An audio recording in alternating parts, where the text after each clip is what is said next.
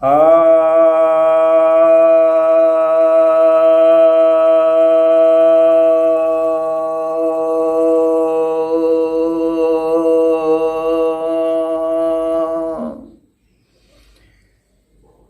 भक्त जनों को सप्रेम नमन। भक्तों, कुछ लोगों की ये जिज्ञासाएं हैं कि प्राचीन ऋषि में ऐसा क्या था कि वे इन तमाम तरह की योग की विधियों को खोज लिए, तमाम तरह के मंत्रों को खोज लिए, और हमें अभी क्या नहीं है कि हम लोग नहीं खोज पाते। क्या हम लोग में कुछ परिवर्तन हो गया है, मतलब बायोलॉजिकल कोई डिफरेंस हो गया है जिसके कारण कि हम लोग नहीं खोज पाते, वे लोग खोज लिए, या परिस्थितियों में इतना बदलाव हो गया है, या जैसा कहा जाता है कि ईश्वर ने ही आकर उनको बता दिया, तो अब ईश्वर आकर के क्यों नहीं बताते। तो ऐसी बातें बहुत सारे लोग करते हैं, पूछते हैं, सोचते हैं। तो सबसे पहले मैं आपको ले चलता हूँ, आप भी जानते होंगे, उस पीरियड में जहाँ मनुष्य जंगलों में रहते थे। जैसे अन्य जानवर रहते हैं उसी तरह रहते थे, परंतु मनुष्य का विकास इस अर्थ में हुआ कि मनुष्य ने उन विधियों पर सोचना शुरू किया जिससे कि वे सरवाइव कर सकें, जी सकें और बेहतर जी सकें, और हर उस नई चीज को जानने की इच्छा उसने की। झूठे सच्चे उसने उत्तर खोजे। कोई उत्तर सही भी बाद में सिद्ध हुए, कोई उत्तर सही नहीं सिद्ध हुए, लेकिन उसकी यह जो कोशिश थी, उस कोशिश ने ये रंग ले आया। अब उस कोशिश की वजह से ही अब वो देख रहा है, जंगल में रह करके कई प्राणियों को देख रहा है, भालू को देख रहा है, चीता को देख रहा है, घोड़े को देख रहा है, सिंह को देख रहा है, और देख रहा है कि मतलब उनके गुणों का अध्ययन कर रहा है। देख रहा है मतलब सिर्फ आंख से देख लिया बस नहीं। तो जो कुछ बुद्धिमान विद्वान लोग थे उस समय के अनुसार से, तो उन लोगों ने अध्ययन शुरू किया कि ये हाथी ऐसा बैठता है, ऐसा उठता है, हाथी के गुण क्या हैं, इसकी ताकत कैसी है, इसकी भूख कैसी है, इसका व्यवहार कैसा है, ये अपने को कैसे सुरक्षित रखता है, दूसरे पर कैसे हमला करता है, इस वगैरह वगैरह। क्या खाते हैं, क्या पीते हैं, इनकी शक्ति क्या है, पचाने की शक्ति क्या है, उगलने की शक्ति क्या है। उसी तरह से बंदर, तो कई प्राणियों का उसने शोध किया, और ये एक व्यक्ति का नहीं, ये कई कई पीढ़ियों का शोध है। और मनुष्य की सबसे बड़ी खूबी यही रही कि उसने अपने अर्जित ज्ञान को, अपने अर्जित अनुभवों को ट्रांसफर किया आने वाली पीढ़ी को। इसमें भाषा ने बहुत बड़ी भूमिका निभाई। तो भाषा का जो विकास हुआ उसके बाद ये संभव हो पाया। उसके पहले तो मान लीजिए कि इशारों में जितनी बातें होती होंगी, इसके क्रमशः बहुत लंबा समय लगा। तो जब धीरे धीरे भाषा का विकास हुआ तो यह ट्रांसफर होना और आसान हो गया। तो जो उसने शोध किया तो देखा, उसी तरह से वनस्पतियों का भी शोध किया कि ये जो वनस्पतियां हैं इनके क्या क्या गुण हैं, इनकी क्या क्या प्रजाति है, उनका वर्गीकरण करना, उनके गुणों का अध्ययन करना, उसके ऊपर जो है मनुष्यों में क्या प्रभाव है, अन्यों पर क्या प्रभाव है, उसका जो है खाद्य मूल्य क्या है, उसका औषधीय मूल्य क्या है, उसका आर्थिक मूल्य क्या है, तमाम तरह की चीज़ों का, इसका किस तरह से हम इसे घर बना सकते हैं, या दरवाजे बना सकते हैं, या फर्नीचर बना सकते हैं, या क्या कर सकते हैं।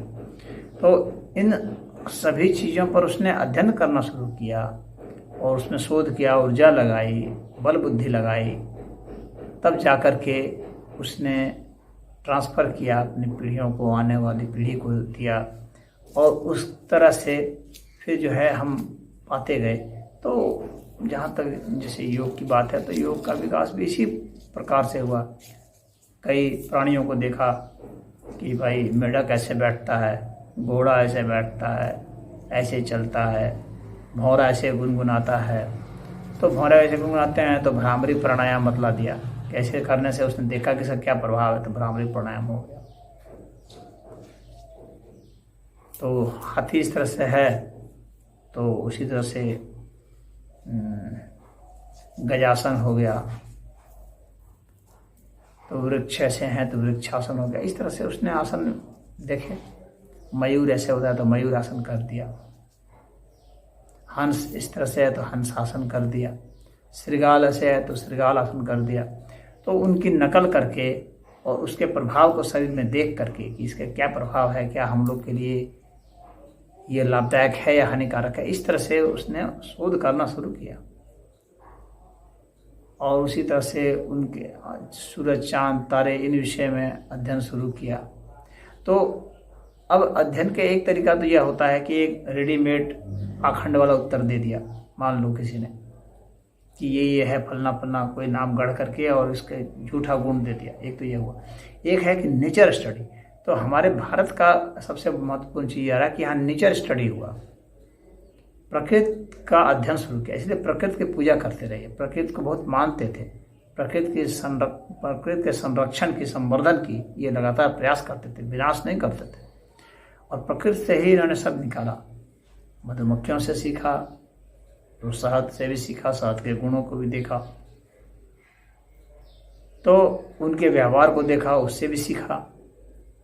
तो इस तरह से जो प्रकृति का लगातार अध्ययन करते रहे और वैज्ञानिक पद्धति से करते रहे, सच्चाई में करते रहे, तो उन्होंने ट्रांसफ़र किया, तो वह हम लोग को मिलता चला गया।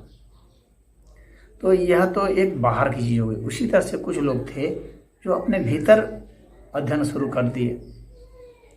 कुछ लोगों के मन में ऐसी जिज्ञासा होती है, आज भी होती है, उस वक्त भी होती थी, कि ज़रा देखा जाए भीतर क्या है, हम श्वास पर श्वास कैसे करते हैं, हमारा दिल किस तरह का बना हुआ है, ये कैसे धड़कता है, खून कैसे बहता है, खून में क्या क्या चीज़ मिल जाते हैं, शरीर को ताकत कैसे मिलती है, भोजन कैसे पचता है, हमारी अतड़ियाँ कैसी है, पेट कैसे हैं, फेफड़े कैसे हैं, यकृत कैसे है, मस्तिष्क कैसे है, उनका फंक्शन क्या है।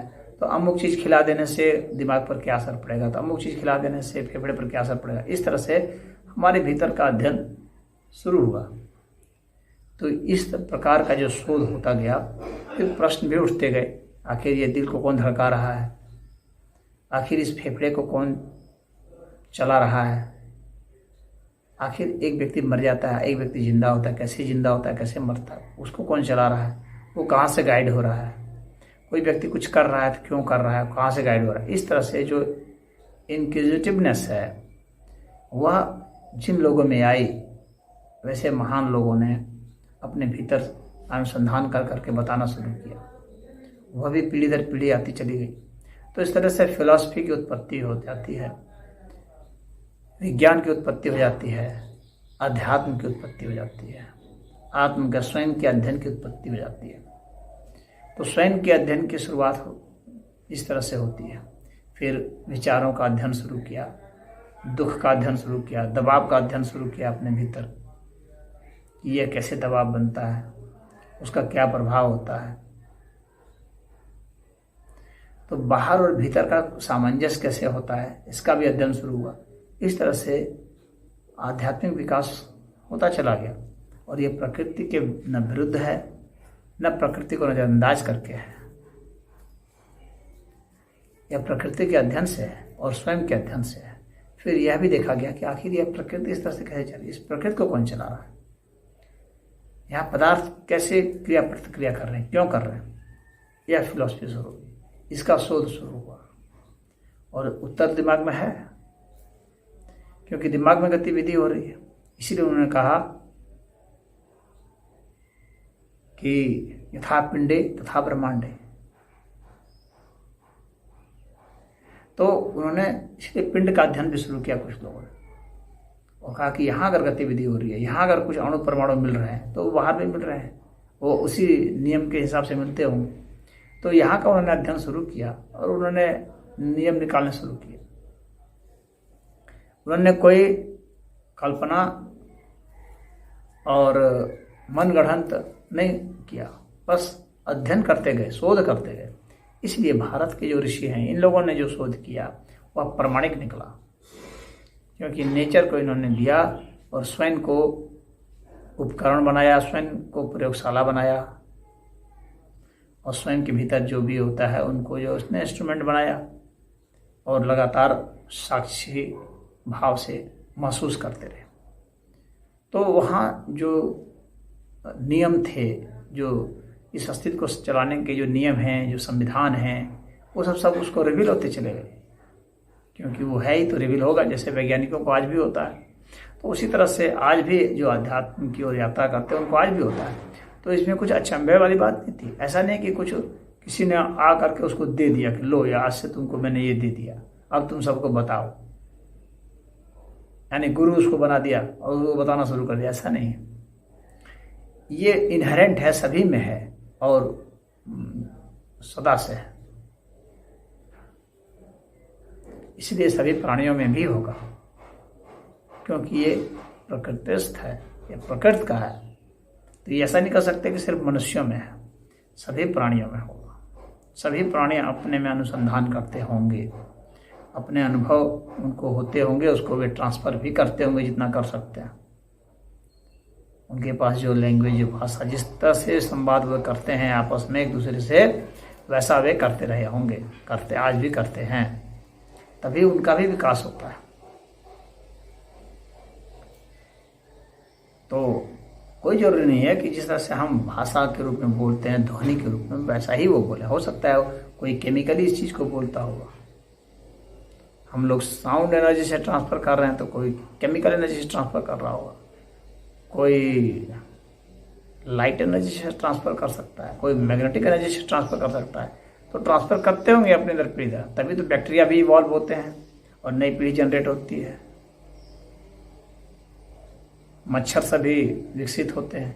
तो सभी प्राणी विकसित होते हैं, अपनी नई पीढ़ियों को कुछ देते हैं और उनकी जो दूसरी पीढ़ी है वो गलती नहीं करती है। और ऐसा मौत में पाया गया। मौत में साइंटिस्टों ने अध्ययन किया, वे मौत जो कि शहरों में है और वे जो गाँवों में है, शहरों में जो लगातार बिजली को देख रहे हैं, उनमें क्या परिवर्तन हुए, और गाँवों में जहाँ पर अभी उतना प्रकाश नहीं था, जंगलों में जहाँ उतना प्रकाश नहीं है, वहाँ के जो मौत हैं वे जब आते हैं तब उनके भीतर में किस तरह का डीएनए है, वे लाइट को देख के कैसा बिहेव करते हैं।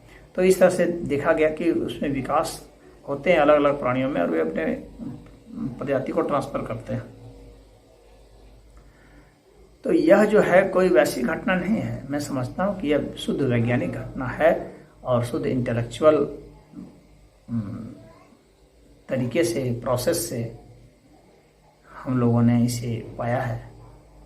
तो यह योग हो, चाहे अष्टांग योग हो, चाहे अन्य कोई योग हो, मंत्र योग हो, तंत्र योग हो, चाहे ध्यान योग हो, ज्ञान योग हो, भक्ति योग हो, सभी योग जो हैं इनके ऊपर बहुत काम हुए, बहुत शोध हुए हैं और ये सारे जो हैं प्राकृतिक तरीके से हुए हैं और इनके जो प्रयोग हैं और उसकी जो बारंबारता होती है जो विज्ञान के तहत आने के लिए, तो वह बारंबारता के नियम को यह फॉलो करता है। यानी ये काफ़ी ऑब्जेक्टिव है, सब्जेक्टिव तो है परंतु साथ में ऑब्जेक्टिव भी है। उन भावों के साथ, उन विचारों के साथ, उन व्यवहारों के साथ यदि कोई उन घटनाओं को करता है, उन साधनाओं को करता है, तो निश्चित ही उसमें वही फल होंगे जो पहले के हुए थे। और यही तो साइंस है कि हमने एक जैसे कंडीशन दिए तो उसके रिजल्ट एक जैसे आए।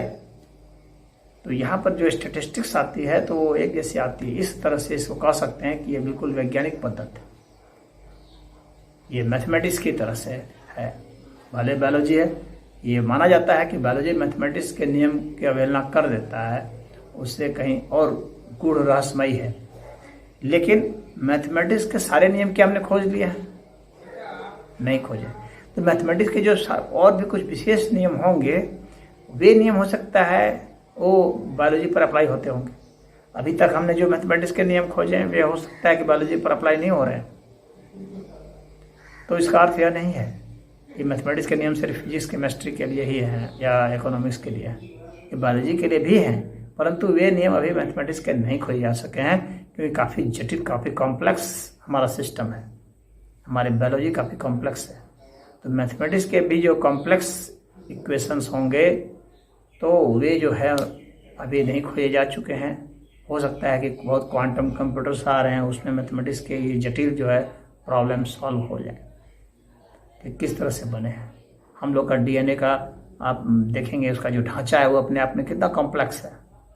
स्पायरल, कोई भी चीज़ जो स्पायरल होती है उसका हर चीज़ बहुत कॉम्प्लेक्स होता है। तो वह स्पायरल नेचर है। क्यों स्पायरल नेचर? तभी वो इतने समय तक इंटैक्ट है।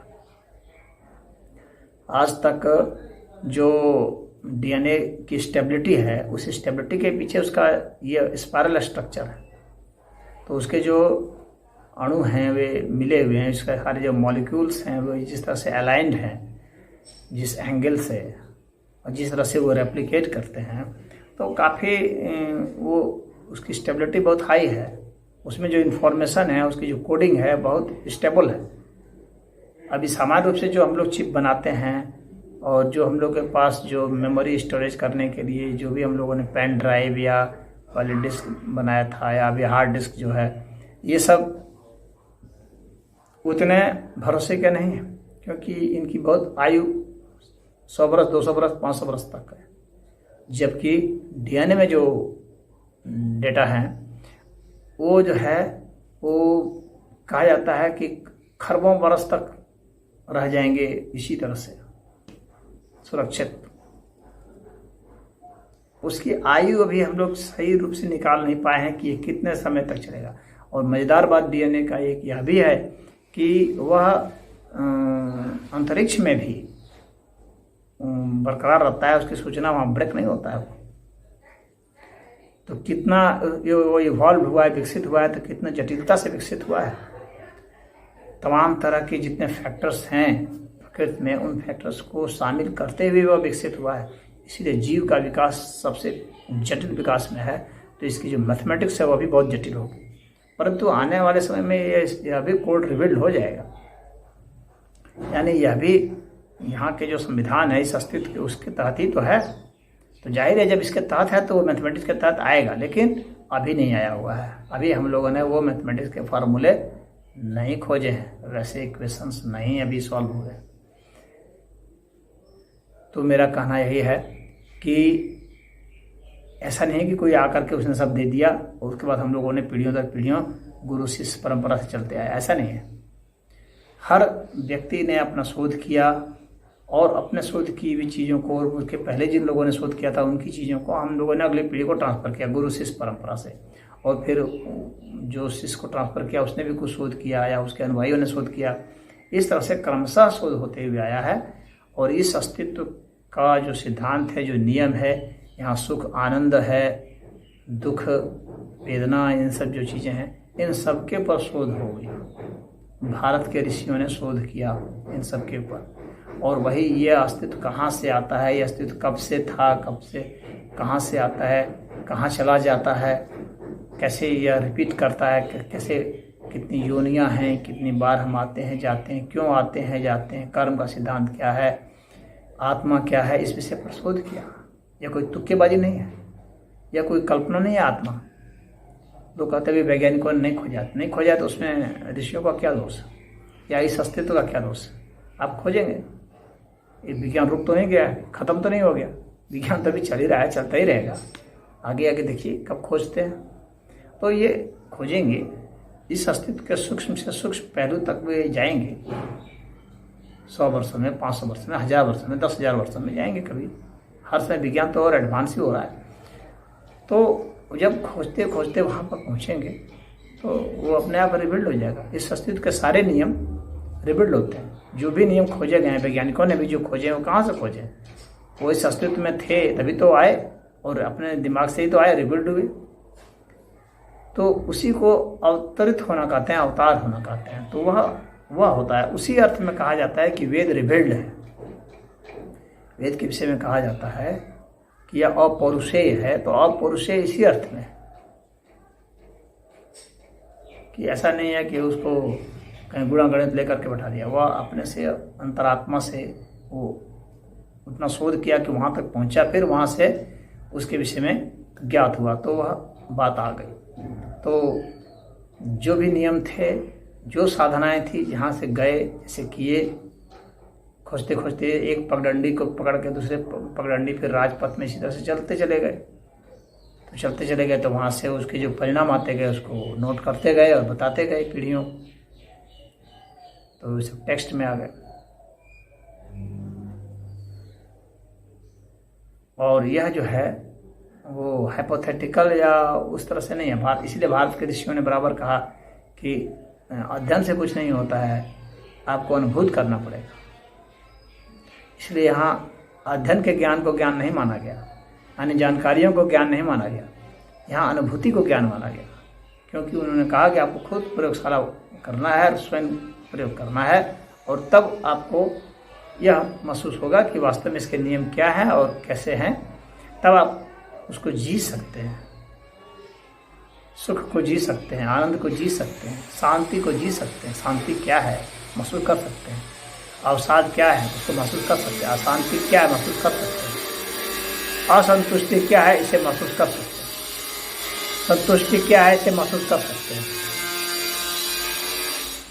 तो ऐसी स्थिति को पूर्ण रूप से महसूस करने के लिए ही विधान बताए गए, प्रयोग बताए गए, मंत्रों के विषय में बताया गया कि मंत्र कैसे होते हैं, ध्वनि विज्ञान का पदार्थ विज्ञान के साथ क्या संबंध है, ध्वनि विज्ञान का चेतन तत्व के साथ क्या संबंध है। यही तो मंत्र विज्ञान है। इस पर शोध जिन लोगों ने किया है उन्हें मांत्रिक कहते हैं। तो इन लोगों ने अपने फॉर्मूले दिए और वही उसी अर्थ में कहा गया कि भाई यह अवतरित है, यह रिबिल्ड है, अपौरुष है। इसलिए नहीं कि कहीं से कोई आ गए और आकर के उसने कहा लो आज से तुम्हें हम दे दिए, तुम्हारे पास कृपा कर दी विशेष रूप से। उस व्यक्ति ने शोध किया है तो कृपा उसी अर्थ में होती है कि उसने जो शोध किया है उस अर्थ में ही वहाँ से रिबिल्ड हुआ। वह रिबिल्ड जो है वह चूँकि ऊर्जा के परम स्रोत से आई है तो उसी को देव कहा गया है यहाँ, यानी सूक्ष्मते सूक्ष्म ऊर्जा के स्वरूप को आदि शक्ति को यहाँ देव कहा गया है। आदि शक्ति के भिन्न भिन्न रूप हैं तो इसलिए भिन्न भिन्न देव बनाए गए। तो उन लोगों ने या ऋषियों ने कहा कि उस देवता ने हमें यह बताया। तो उस देवता ने बताया का मतलब है कि उस प्रकार के जो स्रोत थे शक्ति के या प्रकटीकरण के, किसी प्रकार के प्रकटीकरण के, तो उसके स्रोत तक वे पहुँचे तो वहाँ से उसे मालूम हुआ। तो इसलिए उन्होंने आदर के साथ उनका कुछ नामकरण किया और उसको चिन्हित करने के लिए, ताकि दूसरे लोग उसको आइडेंटिफाई कर सकें कि ऐसा भी कुछ होता है, तो उसके लिए एक चित्र की परिकल्पना करके दे दिया। वह चित्र की परिकल्पना वैसी ही हो ऐसा कोई जरूरी नहीं है, परंतु उस अवस्था में गए यह प्रमाणित है। और उसको उन्होंने अन्य को समझाने के लिए कोई एक बॉडी फिगर बना दिया ताकि वे समझ सकें। तो बात ऐसी है। और वहाँ पर वह जो रिबिल्ड हुआ तो उसी को लोग बताते हैं। तो इस तरह से ऋषि मुनियों ने योग, आयुर्वेद, फिलॉसफी, साधनाएं और तमाम तरह की जो मंत्र तंत्र ध्यान योग सब है, ये सब किए और आज भी लोग कर सकते हैं। बस आज यही है कि उन सब के जो परिश्रम है उसके फल हमारे पास उपलब्ध हैं। हम कम मेहनत में वहाँ तक जा सकते हैं बताए हुए कम से कम। अन्यथा आप भी आज मेहनत करके बिना किसी जानकारी के कर सकते हैं। और जैसे जैसे आप ध्यान करने लगे, मान लीजिए कि आप जो है सांस का पता लगाना शुरू किए, तो आप नहीं कुछ प्राणायाम के विषय में जानते हैं, फिर भी आपको पता चलना शुरू हो जाएगा कैसे बाईं नाक से सांस आती है, इतनी बार आती है, इतनी बार आती है तो उसका यह इफेक्ट होता है, प्रति मिनट इतनी बार आती है, जोर से चलती है तो दिल की धड़कन पर ऐसा प्रभाव होता है, मस्तिष्क पर ऐसा प्रभाव पड़ता है, हमारी जो जीवन शैली है या हमारे जो आयु है उस पर ऐसा असर होता है। तो हमारे आयु की वृद्धि का उन लोगों ने पता लगाया। उस आधार पर वो बताते गए कि भाई जितनी सांस हमारी आएगी, जितनी ऑक्सीजन शरीर में जाएगा, उतनी हमारी आयु बढ़ेगी। ऑक्सीजन शरीर में कम जाएगा तो इसकी सक्रियता घट जाएगी, तो हमारा मस्तिष्क सिकुड़ जाएगा, हमारी आयु घट जाएगी, हमारे शरीर का फंक्शन गड़बड़ा जाएगा। तो यह उन लोगों ने शोध करके बताया क्या चीज़ अमृत है, क्या चीज़ विष है, ये उन्हें शोध दिया। अमृत का अर्थ जिससे हमारे जीवन और आगे बढ़ता है, बेहतर होता है। तो बताया कि ये एक खाद्य चीज़ें जो हैं ये अमृत जैसा गुणकारी हैं, यानी हम हमारे जीवन को बढ़ाते हैं आगे, और ये विषैली हैं, यानी हमारे जीवन को मारती हैं, तोड़ती हैं। तो अब उन्हें विश्व में से किस मात्रा देखे कि जो हमें को मारती है वो हमारे जीवाणु को भी मार सकती है, कीटाणु को भी मार सकती है। जब इतने बड़े प्राणी को मार देते हैं तो वो तो छोटे जीव को भी मार देंगे। तो अब देखा गया कि कितनी मात्रा ली जाए कि वो छोटा तो मर जाए लेकिन यह बड़ा ना मरे। तो वहाँ से वो दवा की उत्पत्ति शुरू हो गई। तो इस तरह से उस रसायन के जरिए छोटे जीव को मारने की प्रक्रिया शुरू हो गई, डोज देना शुरू हो गया कि इतने डोज लिया जाए, इतनी बार लिया जाए, इतने दिन तक लिया जाए, इन चीज़ों के साथ लिया जाए तो यह घटना घट जाती है, व्यक्ति स्वस्थ हो जाता है, उसके जीव मर जाते हैं भीतर में जिससे इन्फेक्शन हुआ है वो मर जाते हैं, कफ घट जाएगा, कफ के जो जीवाणु हैं जो कफ पैदा कर रहे हैं वे मर जाएंगे। तो इस तरह से ये शोध हुआ है, ये इंटेलेक्चुअल लेवल पर ये शोध हुआ है, ऐसा नहीं कोई आकर के बता दिया। ये अलग बात है कि उस तरह के शोध को हम लोगों ने एक चित्रण कर दिया कि एक देव आए धन्वंतरी, उनका नाम रख दिया कि धन्वंतरी देव आए, उन्होंने हमें ये दिया, बताया। तो यह तो हम लोगों ने ये मेडिकल फोर्स जो होता है, जो हमें मेडिसिन की ओर ले जाता है, ऐसी शक्ति जो हमें उपचार की ओर ले जाए, जो हमें रोग के विषय में विस्तार से बता दे और उपचार की ओर ले जाए, उसको हम लोगों ने कह दिया, धन्वंतरी नाम दे दिया। वहाँ से जो भी हमको रिवील होकर के आता है तो हम प्रयोग करते गए तो वहाँ से जो उत्पन्न होकर आता है तो हम लोगों ने उसको आदर सहित वैसा नाम दे दिया। लेकिन आज भी शोध करते हैं तो वैसा ही पाते हैं। तो मेरा यहाँ तात्पर्य यही है कि ऋषि मुनियों ने जो पाया वो आज भी हम पा सकते हैं और पाते हैं, और यही प्रक्रिया रही है। इसमें कोई अंधविश्वास की कोई बात नहीं है, अंधविश्वास को डालने की कोई ज़रूरत नहीं है, अंधविश्वास का मामला ही नहीं है। ये तो पूरी वैज्ञानिक शोध का मामला है। तो ये शोध किया गया था ऋषियों द्वारा और आज भी किया गया है। इसे अंधविश्वास का अमली जामा पहना करके इसे लांछन युक्त बनाना नहीं चाहिए। ओम।